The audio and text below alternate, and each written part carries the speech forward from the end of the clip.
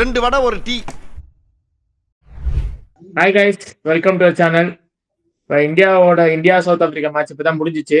அந்த மேட்ச் முடிஞ்சோடனே ஸ்ட்ரைட்டாக அப்படியே மேட்ச் முடிஞ்ச வேகத்தில் ரிவ்யூக்கு வந்திருக்கோம்.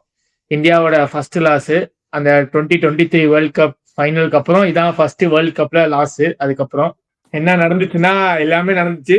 நல்லா அந்த டீம் வந்து இப்போ முடிச்சு விட்டாங்கன்னு நினைக்கிறேன்.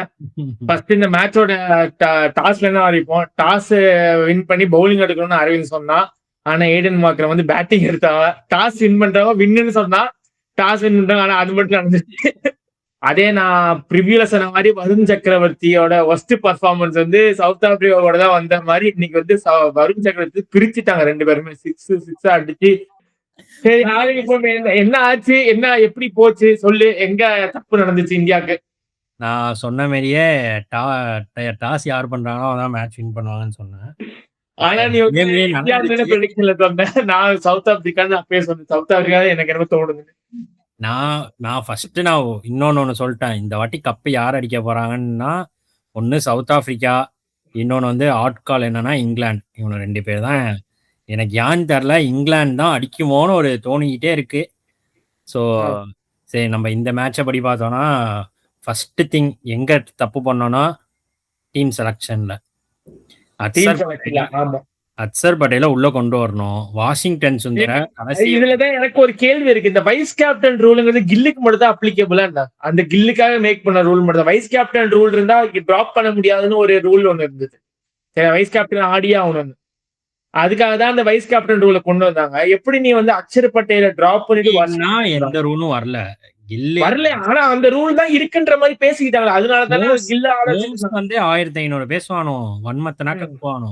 தோனி கேப்டன்ஷிப்பா இருக்கும்போது யார் வைஸ் கேப்டனா இருந்தா? விராட் கோலி. எங்கேயுமே வைஸ் கேப்டன் மென்ஷன் பண்ணவே மாட்டானே, பண்ண மாட்டாங்க. அதுதான் சொல்றேன், வைஸ் கேப்டன் கிடையாது. ரோஹித் சர்மா இருந்தப்பயோ யாரு இந்த வைஸ் கேப்டன் உனக்கு தெரியுமா? யாருக்குமே தெரியாது. அதான் 2023க்கு அப்புறத்துல இருந்து தான் வைஸ் கேப்டன் புதுசா ஒண்ணு வந்துச்சு. அதான் அந்த டேக் தேவையில்ல. டேக் தேவையில்லாம இருந்தாலும் பிரச்சனையே கிடையாது. அந்த டேகை கொண்டாந்து வச்சு இதே இல்லாம மத்த டீம்ல எந்த டீம்ல இந்த வைஸ் கேப்டனுங்கிற சிம்பிள் இருந்திருக்க பார்த்து மத்த டீம் ஸ்குவாட்ல எதுலையுமே. இந்தியாவில தான் இப்ப புதுசா அந்த வைஸ் கேப்டன் ரோல் கொண்டாங்க. நீ அக்ஷரை டிராப் பண்ண பத்தி என்ன நினைக்கிற? அக்ஷரை டிராப் பண்ணி வாஷிங்டன் டிரா ஆனது பெரிய ராங் மூவ். அவனோட ஹோம் கிரவுண்ட் வேற, நல்லா பெர்ஃபார்ம் பண்ணியிருப்பான். விக்கெட் விழுந்தவன வாஷியை இறக்கி விட்டா, அதே டைம்ல அக்சர் பட்டேல இறக்கி விட்டா நல்லா கொண்டு வாச்சும் போயிருப்பான். ஸோ வந்து எதுக்கு வந்து சம்மந்தமே இல்லாம வாசியை லாஸ்ட் 2 to 3 இயர்ஸா பாக்குறேன். வரானோ டீமுக்குள்ள ஓடிஐ T20 கொண்டு வரானோ, ஒழுங்கா 4 ஓவரும் கொடுக்க மாட்டானோ, பேட்டிங்கும் ஒழுங்கா யூட்டிலைஸ் பண்ண மாட்டானோ. ஸோ எதுக்கு அவன் ஒரு டெஸ்ட்ல நல்லா பெர்ஃபார்ம் பண்றானா ஓகே, ஓடிஐ நீ உள்ள கொண்டு வர ட்ரை பண்றியா பேக்கப்க்கு, ஓகே ஃபைன். இப்போ எதுக்கு சம்மந்தமே இல்லாம உள்ள பவர் பிளேல போட வைக்கிறியா, ஓகே ஃபைன். அதுவும் பண்ண வைக்கல. எங்க அவனோட ரோல் என்னன்னு எவனுக்குமே தெரியல ஒழுங்கா.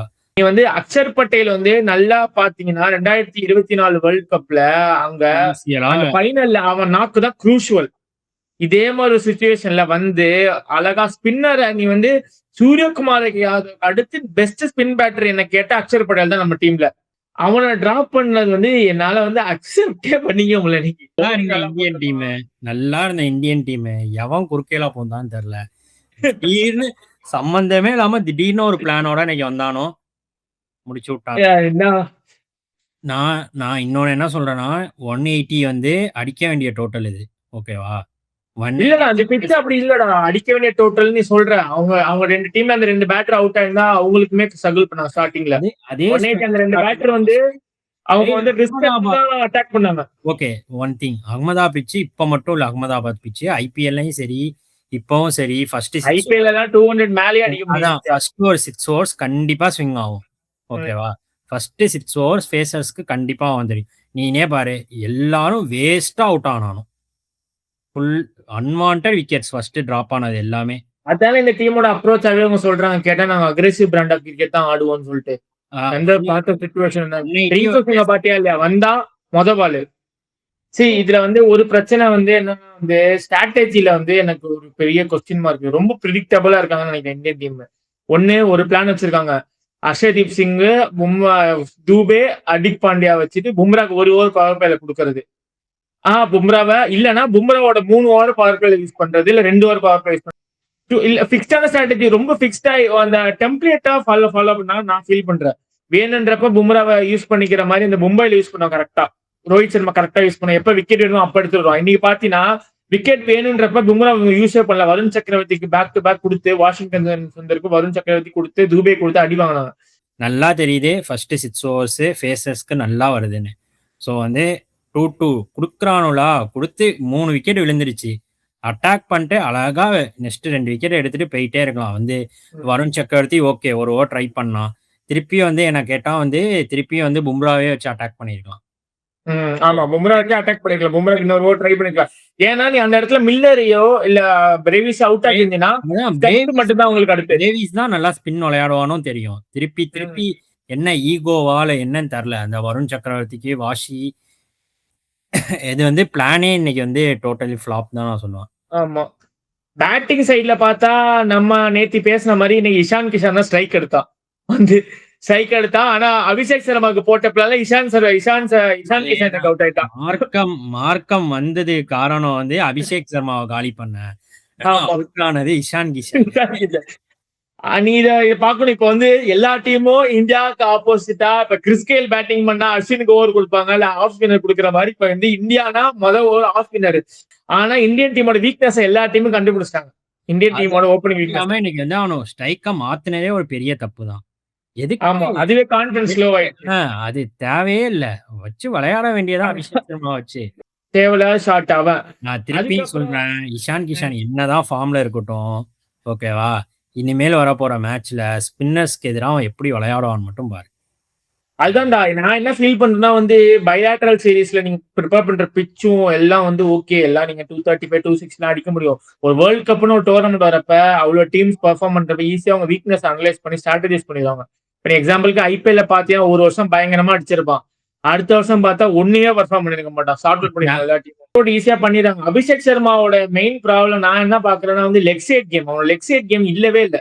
நீ என்ன நினைக்கிற அதை பத்தி? லெக் சைட்ல அவனுக்கு அவன் வந்து ஒன்னு ஃபுல் லெக் சைட் போயிட்டு ஓபன் அப் பண்ணி தான் ஆஃப் சைடு அடிக்க போறான். லெக் சைட்ல வந்து ஷார்ட்டே இல்ல. அழகா யுஎஸ்ஏ மேட்ச்ல இருந்து பாக்குறேன் பாயிண்ட்லயும் கவர்ஸ்லயும் வெள்ள ஃபீல்டர் நிப்பாட்டிட்டு போட்டுக்கிட்டே இருக்காங்க இன்டு த பாடி. அதேதான் அரௌண்ட் விக்கெட்ல இருந்து வந்து போட்டானோ பால் வெளில போகுது. அவன் வெளில போற வர இவனும் வெளியில போறான். ஆமா, ரொம்ப ப்ரெடிக்டபிளா ஆயிட்டான் இப்ப வர. ரொம்ப ப்ரெடிக்டபிளா ஆயிட்டு வீக்னஸ் ஐடென்டிஃபை பண்ணிட்டாங்கன்னு நினைக்கிறேன் ரொம்ப. ஆமா, இது பத்தி திலக் வர்மா எனக்கு தெரிஞ்சு அந்த மேட்ச் கன்ஃபார்மா டிராப் பண்ணிடுவான்னு நினைக்கிறேன். நான் திலக் வர்மாவோட ஃபேன் என்னதான் இருந்தாலும் ஆனா வந்து எனக்கு தெரிஞ்சு இப்ப அவங்களுக்கு வேற ஆப்ஷனே கிடையாது. அவங்க வந்து இப்ப இந்த ஆஃப் ஸ்பின்ல டேக்கிள் பண்றதா மெயின் ப்ராப்ளமா இருக்கும் அவங்களுக்கு. இப்ப எனக்கு தெரிஞ்சு யாராவது ஒரு ரெண்டு லெஃப்ட் ஹேண்ட்ல ஒரு ஆளை சேவ் பண்ண பார்க்க போய் இப்ப சஞ்சு சாம்சனை கொண்டு வரதான் பார்ப்பாங்க அவங்க. அடுத்து வேற ஆப்ஷனே கிடையாது. வேற பேட்டரி யாரும் இல்லை வெளியில. திலக் வர்மா இப்ப எல்லாரும் கிரிட்டிசைஸ் பண்ண ஆரம்பிச்சிருக்காங்க. பர்ஃபார்ம் பண்ணல. ஸ்ட்ரைக் ரேட் லோவா இருக்கு, அடிக்கலன்னு. அவனும் வந்து கடைசி மேன் ஆஃப் த மேட்ச் வந்து அந்த ஏசியா கப் ஃபைனல் தான் நினைக்கிறேன். அதுக்கப்புறம் எதுவுமே பண்ணல. அதுக்கப்புறம் விளையாடல. அதுக்கப்புறம் விளையாண்டான் சவுத் ஆப்பிரிக்கா சீரிஸ் விளையாண்டான். இது மட்டும் தான் விளையாடல. இந்த இங்கிலாந்தோட விளையாண்டா நியூசிலாந்து சீரிஸ் மட்டும் தான் விளையாடல. அவங்களுக்கு வந்து இப்ப இந்த ஆஃப் ஸ்பின்னர் டேக்கிள் தான் மெயின் பிரச்சனை. ஆஃப் ஸ்பின்னரை வந்து அவங்க டேக்கிள் பண்ணி ஆகணும். இன்னொன்னு மார்க்கோ ஆன்சன் அவன் பவுலிங்கை பத்தி சொன்ன சூப்பரா போட்டான். நீங்க வந்து பவர் பிளேல அவன் வந்து சம பிளேயர். கடைசி 2 இயர்ஸா பயங்கரமா வளர்ந்துட்டு இருக்கான் மார்க்கோ ஆன்சன். ஒரு ஆல்ரவுண்டரா மார்க்கோ ஆன்சனை பைலேட்ரல் சீரியஸ் நடந்துச்சுன்னா அடியோ பொலன்னு பொழந்து தள்ளுவானோ. அவனும் சரி அந்த போஷும் சரி 2 பேரையும் பொழந்து தள்ளுவானோ அவன். ஏன்னா இந்த கார்பன் போஸ் இவ்வளவு சூப்பரா நீங்க பெர்ஃபார்ம் பண்ணுவான் நான் எக்ஸ்பெக்ட் பண்ணவே இல்லை. சோ நல்லா வந்து இங்கிடியே நீங்க சூப்பரா போட்டான். இங்கிடி வந்து பவர் பிளேல வந்து ஸ்லோ நீ இங்க இப்ப மட்டும் இல்ல அந்த போன மேட்ச்ல இருந்து நானும் பாத்துட்டு இருக்கேன். ஸ்லோ பால பர்ஃபெக்டா எக்ஸிக்யூட் பண்றேன். இதே டீம் தான் 2024ல நம்மள்ட்ட அடிஷனல் ஸ்பின்னர் கிடையாது, பேக்கப் பவுலர் கிடையாது, எவனுமே இல்ல. துபேக்கு கூட ரோஹித் சர்மா கான்பிடென்ட்டா ஓவர் கொடுக்க மாட்டான். ஸோ ஆனா இப்ப எல்லா பிளெக்சிபிலிட்டியும் இருக்கு நமக்கு. அப்பையும் கரெக்டா யூட்டிலைஸ் பண்ணாம ஏதோ வந்து எங்கேயோ மிஸ் ஆன மாதிரி இருக்கு. பிளான்ல தள்ளிட்டோம் அவ்வளவுதான். சோ வந்து ஒண்ணும் இல்ல. இப்ப வந்து உனக்கு பெஞ்ச்ல பேட்டரும் இல்ல யாருமே. இப்ப ரிங்கு சிங் ஒழுங்கா விளையாடலன்னு நிறைய பேர் கிரிட்டிசைஸ் பண்றாங்க. Okay, accepted. ரிங்கு சிங்கோட பிளேஸ்ல ஸ்வாப் பண்றதுக்கான பேட்டரி வெளில உங்ககிட்ட இல்ல. ரிங்கு சிங்க்கு பதிலா சஞ்சு சாம்சன் உள்ள கொண்டு வந்தா ஒரு ப்ளஸ். ஓகேவா? மத்தபடி ஒரு பியூர் பேட்ஸ்மேனா வருவான். எப்ப வேணுமோ அவன மாத்தி இறக்கி விட்டுக்கலாம். ஸோ அவனுக்கு இந்த ஒரே ஒரு சான்சஸ் மட்டும் தான். அத விட்டுட்டு திலக் வர்மாக்கு பதிலா வந்து சஞ்சு வந்தானா, ஸோ வந்து ஃபுல் குழம்பிடும். திருப்பியும் சொல்றேன். எவனுக்கு எல்லாருக்கும் கான்ஃபிடென்ட் போயிரும். அடிக்கலனா தூக்கிருவானுலோன்ட்டு வந்து எல்லாரும் யோசிக்கிறாங்க. அந்த மைண்ட் செட் வந்துருச்சுனாலே பெர்ஃபார்ம் பண்ண மாட்டான். பிளேயர்ஸுக்காக இப்ப இன்னைக்கே பாத்தியா? இன்னைக்கு வந்து நீ சொன்ன மாதிரியே அபிஷேக் சர்மா ஸ்ட்ரைக் எடுக்காம போனதே அது பெரிய ஒரு பேக் ஸ்டெப் அது. அது அவன் பண்ணிருக்க கூடாது. அவன் என்னத்துக்கு ஃபேமஸ்? ஃபர்ஸ்ட் பால் இறங்கி வந்து அடிக்கிறதுக்கு தான் ஃபேமஸ்.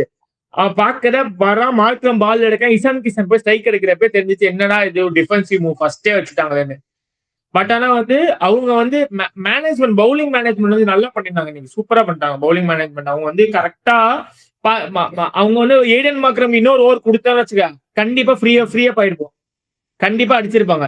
கரெக்டா ஸ்டாப் பண்ணிட்டானோ. கரெக்டா ஸ்டாப் பண்ணிட்டு ரபாடா இங்கிரி எடுத்திருந்தாங்க. அது சரியான கேப்டன்சி அது. இதுல நல்லா தெரியுது. இது வந்து 2024க்கு முன்னாடி உள்ள சவுத் ஆப்பிரிக்கா டீம் கிடையாது. 2024க்கு அப்புறம் உள்ள சவுத் ஆப்பிரிக்கா டீமு. அவனுக்கு எப்ப நல்லா டெவலப் ஆரம்பிச்சானுன்னா, நம்ம பாய்ஸ் எங்க காசை வச்சுக்கிட்டு SA T20 போய் ஆரம்பிச்சானுங்களோ, கரெக்டா பிளேயர்ஸை பிக் பண்ணானோ, எவன் போனாலும் நல்ல பிளேயர்ஸை உள்ள கொண்டு வந்தானோ, கரெக்டா பிளான் பண்ணானோ, ஈஸியா தட்டி தூக்கிட்டு போயிட்டே இருக்கானோ. அதான் SA T20 வந்து அவங்களோட குவாலிட்டி ஆஃப் கிரிக்கெட்டை ரொம்ப இம்ப்ரூவ் பண்ணிருக்கு. ஆமா. அவன் டப்ஸ் இன்னைக்கு செம்ம பினிஷ் பண்ணான். நம்ம BCCIக்கு தான் தேங்க் பண்ணணும். ஆமா, சவுத் ஆப்பிரிக்கா வந்து BCCIக்கு தான் தேங்க் பண்ணும். வந்து சவுத் ஆப்பிரிக்கா டீமை வளர்த்ததுக்கு. சவுத் ஆப்பிரிக்கா டீம் முன்னாடி மாதிரி இல்லையா? அது ஏன்னா விக்கெட் விழுவுதா பரவாயில்ல, மெயின் பவுலர் வருண் சக்கரவர்த்தி அவனை அடிச்சா மேட்ச் காலி அப்படின்ட்டு நேரா வந்தான். மில்லர் இப்படி ஒரு சேஞ்ச் ஆவான்னு நான் நினைச்சு கூட பார்க்கல. IPL மில்லர் வேற, சவுத் ஆப்பிரிக்கா மில்லர் வேற. சவுத் ஆப்பிரிக்கா மில்லர் வேற, அதுவும் பழைய மில்லர் கிடையாது. பழைய மில்லர் கில்லர் மில்லர்னா அவன் அதுக்கும் மேல இருக்கான். அவன் அடிச்சுக்கிட்டு இருக்கான்னு தெரியுது. பும்ரா நடுவில் ஒரு ஓவர் போட்டோமா, இது பண்ணோமா, அதுக்கு அடுத்த ஓவர் வருண் சக்கரவர்த்தி கொடுத்தோமா, விக்கெட் ஆட்டோமேட்டிக்கா வரப்போகுது. அந்த பிளான் அதுதான் அந்த பொண்ணு ரொம்ப டெம்பரடைஸ்டா இருக்கான் அவங்களோட. அவங்க அதான் நான் சொல்றேன்ல, எதர் வந்து குல்தீப் யாதவ் ஆடணுமா, அப்போ வந்து அசதீப்பை உட்கார வச்சு அசித் ராணாவை ஆடுவேன்.